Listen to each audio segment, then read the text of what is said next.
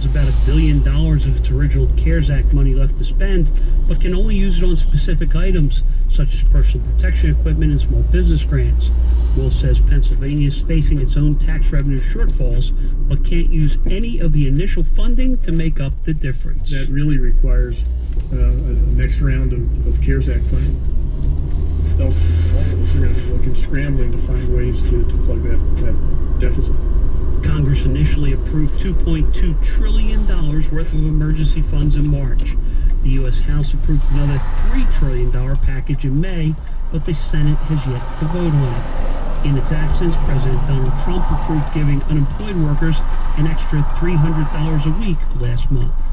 A Republican Bucks County commissioner is trying to reassure voters this will be a fair election.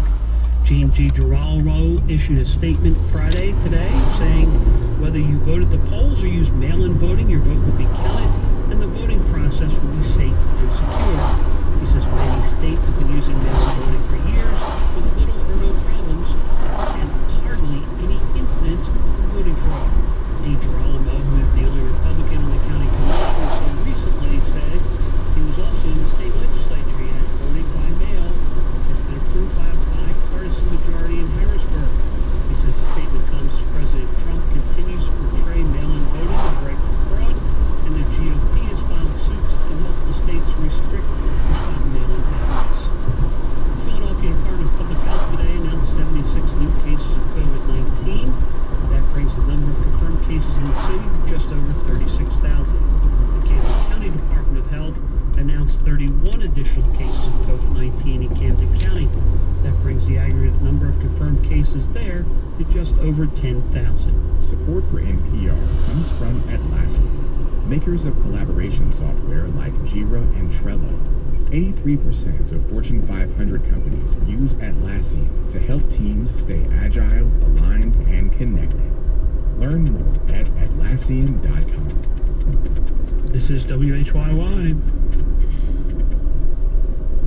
From NPR News, you're listening to All Things Considered. I'm Sasha Pfeiffer in Cambridge, Massachusetts.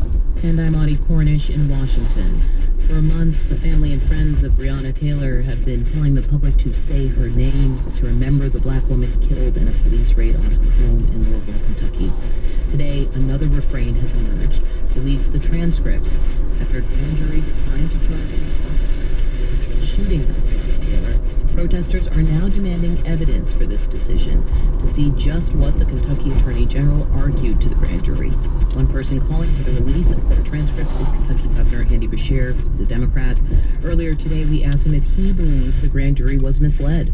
What has happened in a very long investigation, and ultimately here, is that people haven't seen basic facts. They've been told, for instance, about 2 ballistics reports. They've been described to the people. Let the people see them and read them. And I believe that what we have right now is a vacuum out there.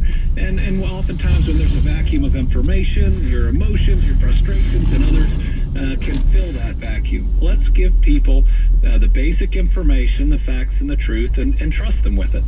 How would that change things? I mean, after 191 days of protests, is the issue really more about culpability, accountability, and what people perceive as justice?